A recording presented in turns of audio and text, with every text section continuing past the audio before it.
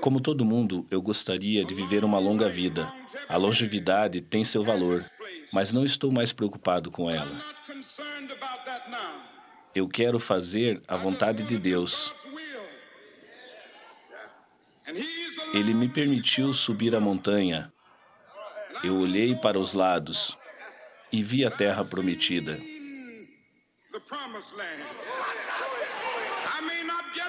Pode ser que eu não alcance com vocês, mas eu quero que vocês saibam essa noite que nós, como povo, chegaremos à terra prometida. Estou muito feliz essa noite e não me preocupo com nada. Não temo homem algum. Meus olhos viram a glória da vinda do Senhor.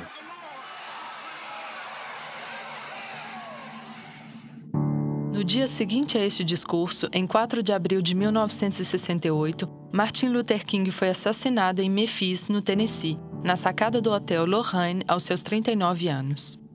Como Moisés, ele imaginou sua terra prometida, mas não pôde alcançá-la. Um mundo onde cada homem e cada mulher encontraria seu lugar, sua dignidade. Um mundo pacífico onde a fraternidade estaria em primeiro lugar. Martin Luther King pagou com sua própria vida por sonhar este sonho. Em uma época onde a luta contra a segregação racial e em favor dos direitos civis estava em seu apogeu, ele se tornou o carismático líder do povo negro americano e se tornou eternamente uma inspiração para todos aqueles que, em qualquer canto do mundo, têm sede de justiça e liberdade. Sua morte representa um choque enorme para a América. E mesmo aqueles entre os negros que o criticavam acabaram mudando totalmente seus olhares. Ele foi um homem que não faltou com o seu próprio discurso, com a verdade de suas palavras e verdadeiramente deu a sua vida. Antes, a ideia de todos era que precisávamos lutar por tudo. Se você não luta, você não tem nada. Através da marcha e através dos ensinamentos de Martin Luther King, nós começamos a aprender sobre a não violência. E mesmo hoje, eu não penso que a violência seja a resposta.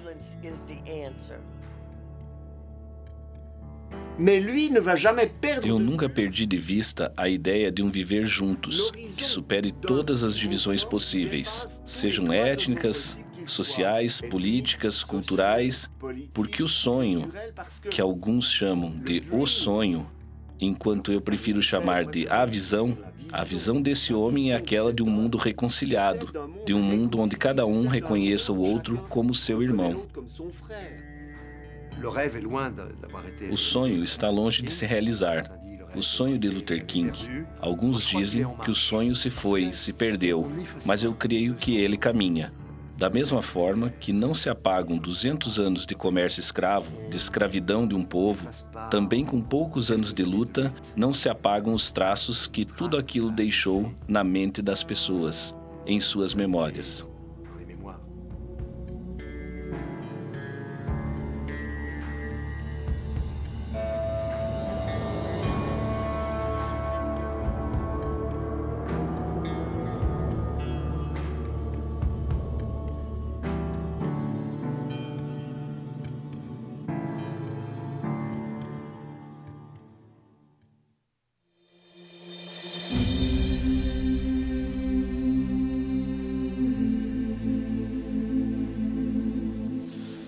No século XVII, pouco depois da instalação dos colonos britânicos na América, os primeiros escravos negros surgem, importados da África de maneira subhumana como propriedade, a fim de suprir as necessidades de mão de obra, notadamente nas plantações da Virgínia.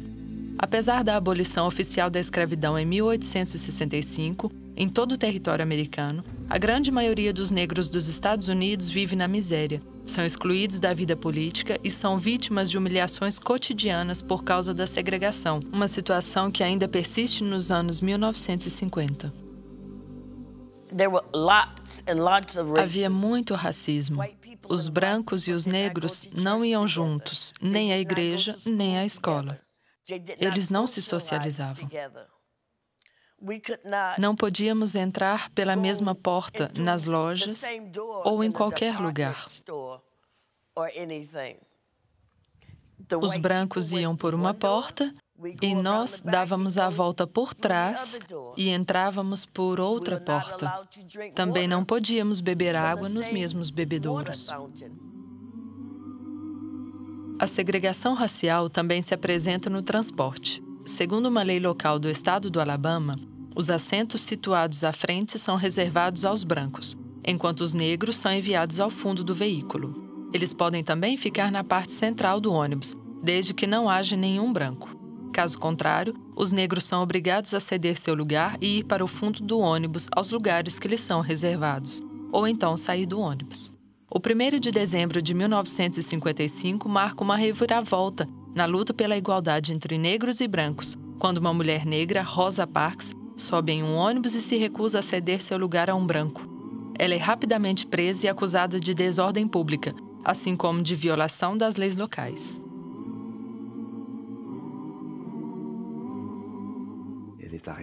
Ela foi presa e, nesse momento, surgiu um movimento que já havia sido preparado na verdade. O que não se sabia é que foram mulheres que lançaram o movimento e que depois foram procurar os pastores, notadamente Ralph Abernathy, amigo de Luther King. Foi Ralph Abernathy que veio procurar Martin Luther King para convidá-lo a se juntar ao movimento.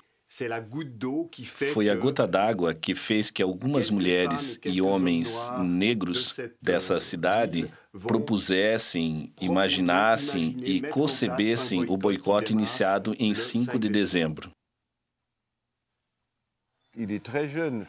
Ele era muito jovem quando foram procurá-lo, e nós vemos que as pessoas observam suas capacidades, suas competências intelectuais e também seu engajamento. E o boicote dos ônibus permitiu a Martin Luther King de emergir como um líder.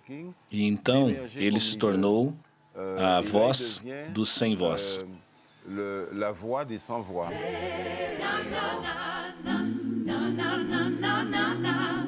Martin Luther King Jr. nasceu em 15 de janeiro de 1929 em Atlanta, nos Estados Unidos. Ele veio de uma família de pastores de confissão evangélica batista. Tendo percorrido um excelente caminho escolar, ele obtém uma licença de teologia na Pensilvânia e um doutorado em teologia na Universidade de Boston. Em 1954, ele se torna pastor em Montgomery, no estado de Alabama. Um ano antes, ele se casa com Coretta Scott, uma estudante de música com a qual ele viria a ter 4 filhos.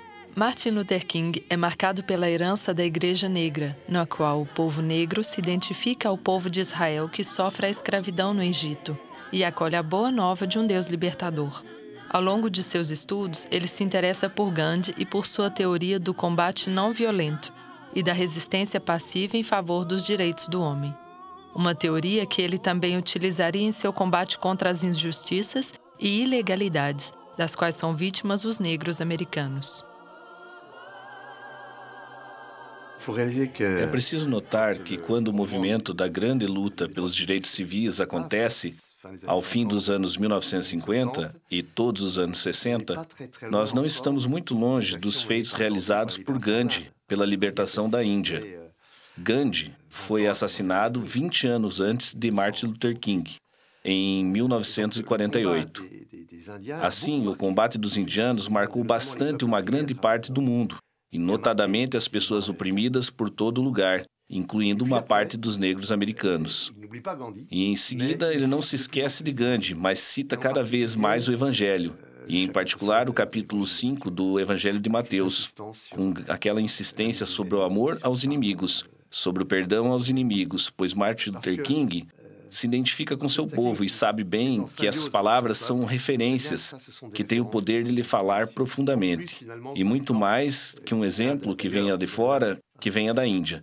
E ele encontra no Evangelho, sobretudo, o testemunho do Cristo, tudo o que é necessário para alimentar espiritualmente o combate.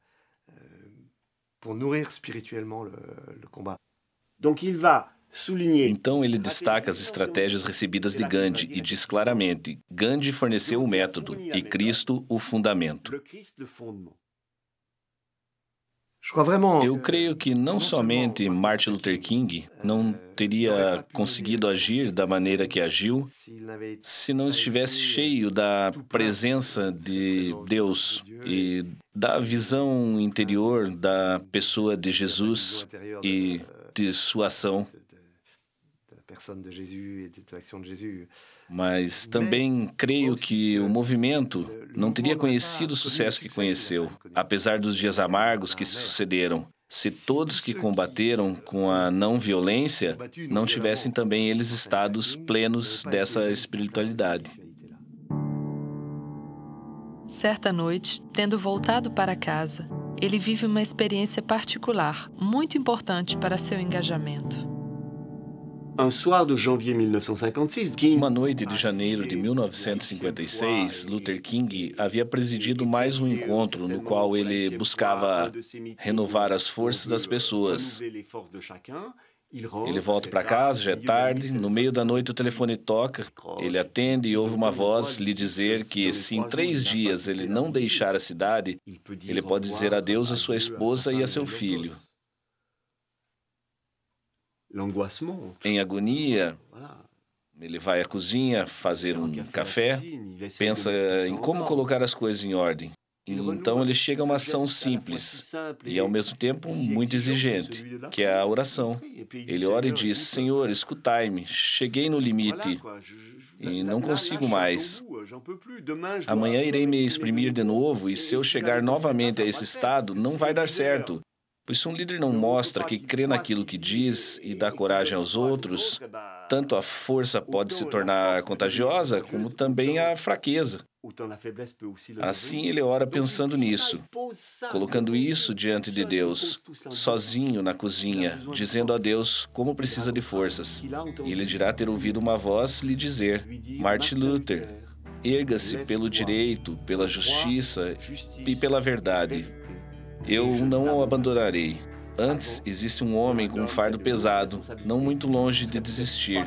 E depois tem-se um homem que toma posição, que não desiste. E mesmo quando dias mais tarde plantam uma bomba perto dele, ele é o primeiro a baixar a pressão e dizer: não entraremos em um ciclo de violência.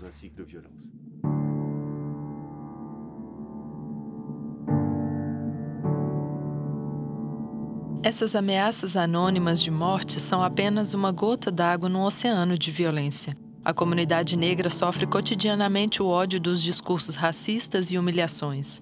As mortes de negros não são investigadas pela polícia, o que reforça um sentimento de injustiça já bem enraizado. Mas a tensão aumenta ainda mais quando 4 garotinhas são vítimas de um atentado à bomba em uma igreja. Frente a essa escalada de violência, ele decide oferecer a outra face. Eu penso que a não-violência está primeiramente no espírito e se traduz em seguida nas estratégias. E para Luther King, como para Gandhi, ele surge primeiro no espírito.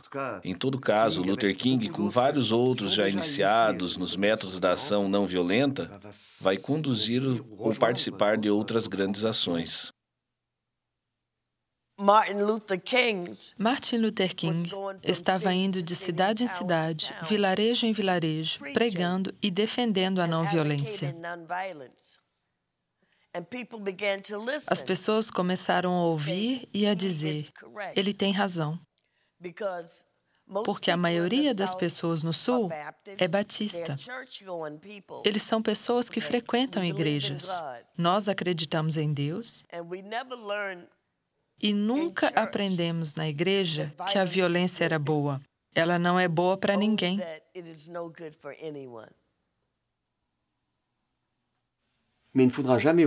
Mas não se deve nunca esquecer que, antes de tudo, tantas horas passadas em orações, em canto, meditação, nas igrejas, e isso de forma comunitária, também podendo ser de forma pessoal, em sua casa. Há todo esse trabalho anterior que é fundamental e também há certamente uma questão. Seria o outro um inimigo a abater ou apenas um irmão que se fez cego? E aqui a diferença é grande, pois se no fundo o outro é apenas um irmão cego, aqui, me refiro aos brancos que apoiam a segregação, quer dizer que ele também é atingido pela segregação, pois ela distorce sua visão do mundo, distorce seu olhar sobre os outros irmãos. Então, o que se deve combater é o que distorce o olhar do outro, que impõe a segregação, fazendo que o negro seja considerado como um sub-homem, tanto por ele mesmo quanto por aqueles que o segregam.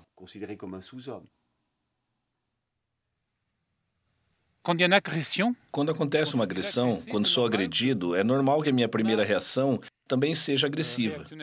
Eu devo reagir se alguém pisa no meu pé, é natural que me mexa e eu diga que há um problema. E são três as possibilidades. Eu posso devolver a agressão, ou seja, se alguém me agride, eu retribuo do mesmo modo, o que faz com que a agressividade cresça pouco a pouco. Segunda possibilidade, eu engulo a agressão, seja porque o outro é mais forte, seja porque eu não tenho vontade de retribuir, porque eu também funciono assim. Alguém me agride, eu fico pacífico e não faço nada, simplesmente engulo a agressão. Mas quando eu engulo a agressão, pouco a pouco ela vai se transformar numa depressão dentro de mim. Quando eu só recebo golpes e nunca reajo, simplesmente tolerando, eu me torno depressivo, perco minha energia e, curiosamente, é o que Luther King via nas pessoas negras de seu país, que só engoliam o que recebiam. Ele via que elas perdiam sua dignidade e que precisavam reagir. E a terceira possibilidade é o que chamamos, numa linguagem especial, de agressão benigna, não maligna, o que quer dizer que eu atinjo o outro, mas de forma benigna.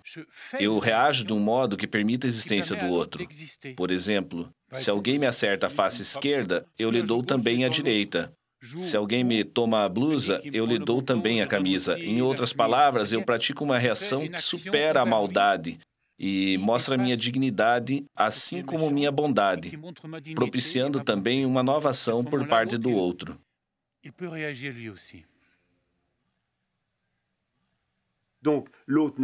Então, o outro não é inimigo, o outro é um irmão.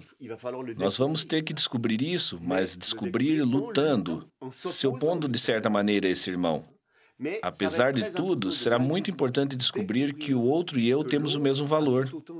Há todo um trabalho que não é apenas estratégico. Eu diria, ocupamos aqui, ocupamos ali, fazemos uma manifestação. Tem todo um trabalho, eu ia dizer, espiritual no coração disso. Esses são homens que convenceram King que, para que haja ativistas que sejam capazes de encarar a violência, deveriam existir formações que fossem acompanhadas. Então, tinha estágios de formação em que a dimensão espiritual, mais uma vez, era muito forte.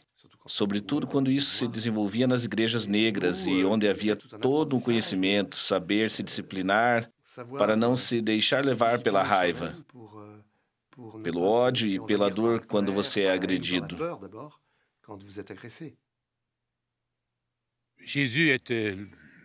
Jesus era o grande defensor da não violência. Assim podemos dizer, isso é claro e direto. Ele nunca quis destruir ninguém, ele nunca teve o desejo de acabar com alguém. Ele não desejou forçar alguém a fazer algo, deixava as pessoas livres para decidirem no que elas iriam acreditar. Existe essa grande liberdade na não violência, e esse desejo que o outro seja realmente livre para dizer e acreditar no que quer. E Jesus, esse é outro ponto da não violência, que talvez seja mais difícil para nós, o sofrimento dignamente vivido, tem uma capacidade de purificar. Isso é bastante delicado, mas é isso.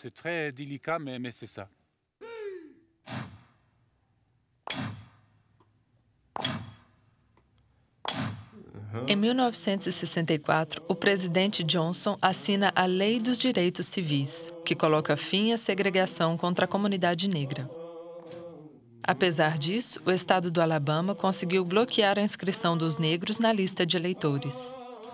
Martin Luther King, que recebeu o Prêmio Nobel da Paz em 1964, convoca uma marcha que conduz os manifestantes de Selma a Montgomery, onde se encontra a sede do governo local. Uma primeira tentativa se dá no dia 7 de março de 1965. Ela termina como um grande erro. A polícia local avança sobre os manifestantes, deixando vários feridos. Essa cena transtornará todo o país. No dia 21 de março, eles organizaram uma nova marcha que irá durar vários dias. Mary Odoms nasceu na Monrovia, no Alabama. Durante a sua infância, ela participou da Marcha de Selma com a sua família.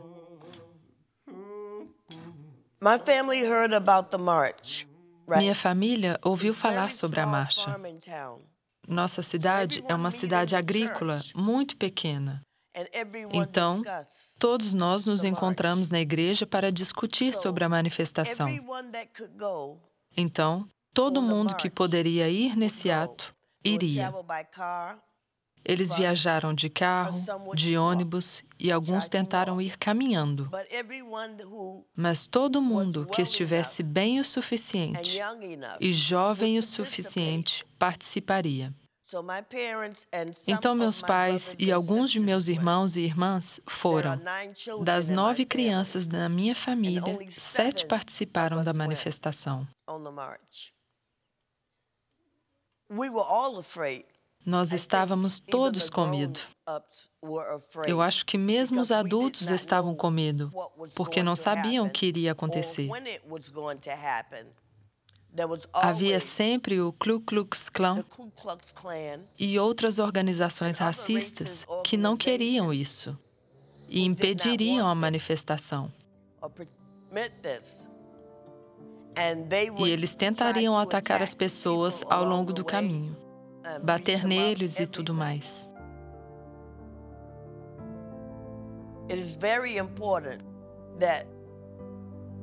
É muito importante que os mais jovens de hoje conheçam essas coisas, para que eles saibam o que nós passamos. Assim, eles vão saber o que os afro-americanos nos Estados Unidos lutaram pelo direito de votar. O direito de esperar por escolas com outras crianças, outras nacionalidades. O direito de esperar independentemente da igreja que você costuma ir. O direito de frequentar a faculdade ou universidade. Antes, não tínhamos esses direitos, nenhuma dessas opções. E não havia nada que pudéssemos fazer sobre isso. É sempre uma lembrança quando você vai votar.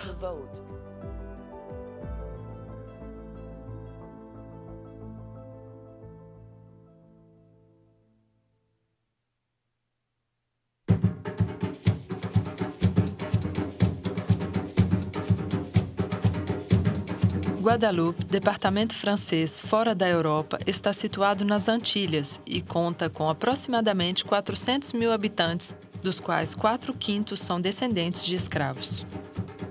Pela comemoração do aniversário de 50 anos de assassinato de Martin Luther King, a Associação Agape Guadeloupe organizou um colóquio chamado Juntos Construiremos a Sociedade de Guadeloupe, para ver como a mensagem de Martin Luther King é inspiradora na atualidade, na situação concreta de uma sociedade pós-escravocrata. A ideia de organizar esse colóquio leva em conta o fato que Martin Luther King é uma figura emblemática, porque ele é negro, cristão, porque é um homem que carrega um sonho no qual muitos antilhos e também muitos cidadãos de Guadalupe se identificam. A saber que Guadalupe é uma ex-colônia, é um departamento francês que faz parte do comércio de escravos na colonização. As questões identitárias e raciais são muito importantes para nós. Há 2 coisas que eu partilho com King. Uma delas é a dimensão universal da mensagem do Evangelho Ele disse que existe no cristianismo um grande universalismo que nos permite recusar, rejeitar o racismo no plano da teoria e da prática. E a outra coisa que eu compartilho é o amor pelo meu país, por um país onde a memória é ferida, onde a identidade é sofrida. Então eu trabalho pela cura e pela pacificação das memórias. Eu trabalho por uma reconciliação. Os traumas psicossociológicos deixados pelo período escravocrata e pelo comércio de escravos não estão apagados. Eles continuam estruturando as relações e contaminando as identidades. A delinquência, a taxa de assassinatos e de violência familiar em constante ascensão, o desemprego atingindo 30% da população, dos quais 50% são jovens. Para remediar essa situação e construir a Guadalupe do futuro, é necessário ceder a palavra a cada um e instaurar um clima de escuta propício ao diálogo. O futuro do Caribe e da América Central deve se ancorar na implementação de estratégias inovadoras e adequadas, destinadas a valorizar as pessoas e as riquezas locais. Guadalupe é realmente um lugar bem violento, está regularmente nos noticiários. Eu acredito que ensinar a não violência, seja através da educação individual ou pelo plano político, é realmente algo essencial atualmente. Nós precisamos disso porque em Guadalupe somos cada vez mais individualistas, cada vez mais fragmentados. Nossas comunidades vivem em paz, mas simplesmente porque elas não se encontram. Então a mensagem de Martin Luther King faz mais sentido para nós que para os afro-americanos na época. Nós devemos utilizar a não violência, mas precisamos nos encontrar. Nós devemos fazer tudo para construir uma sociedade que não irá favorecer a violência. E nós devemos fazer isso através dos meios nobres, bons, benevolentes. Eu me engajei em algumas campanhas ou em algumas organizações em que nós havíamos percorrido o país para dizer não à violência, não às substâncias psicoativas, não também a maneira degradante de tratar as mulheres, que é bem concreto. Essa violência não é somente para mim, filósofo. Eu tento frear ou prevenir a violência para que os jovens que sonham com a vida em Guadalupe sem violência possam construí-la.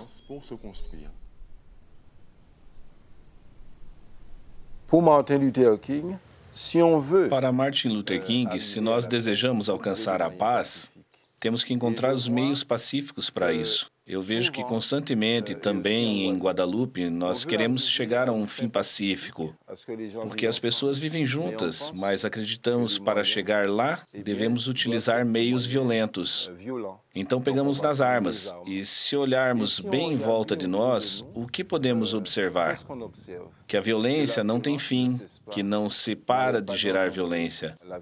Porque as crianças que perdem seus pais ou suas mães, as mulheres que perdem seus filhos guardam dentro de si uma ferida.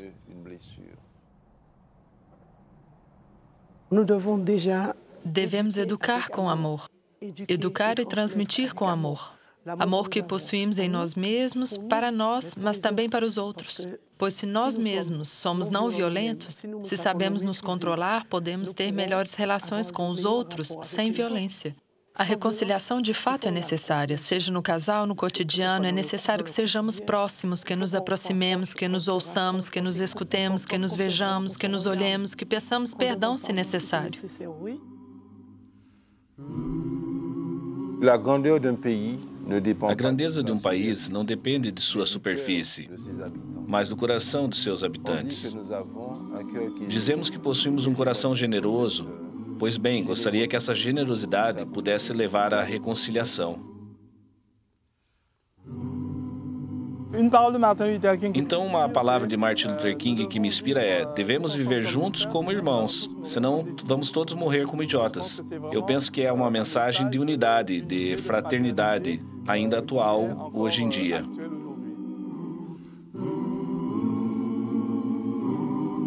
Do Evangelho segundo São Mateus. Eu, porém, vos digo, amai vossos inimigos, fazei bem aos que vos odeiam, orai pelos que vos perseguem, deste modo vos sereis filhos de vosso Pai do céu. Senhor, Obrigado por todos os homens e mulheres que trabalham pela não violência em Guadalupe, nos Estados Unidos e em toda parte ao redor do mundo. Pedimos pela pacificação de nossos corações, tão frequentemente revoltados por causa de injustiças. Pedimos a graça do reencontro e do diálogo. Conduze-nos com Teu Espírito Santo a um comprometimento pessoal e coletivo pela não violência em nosso mundo, para que o sonho de Martin Luther King se encarne e que todos sejamos irmãos.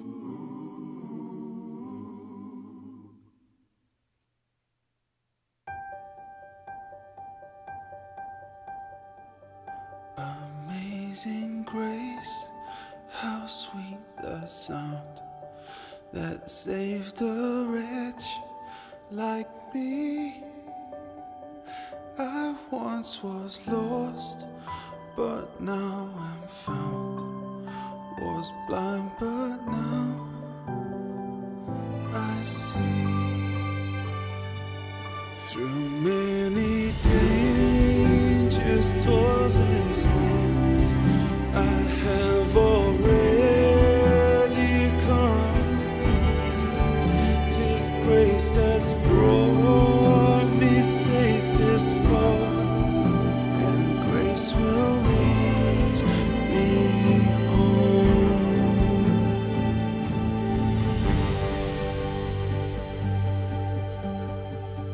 When we've been here 10,000 years, bright shining as the sun.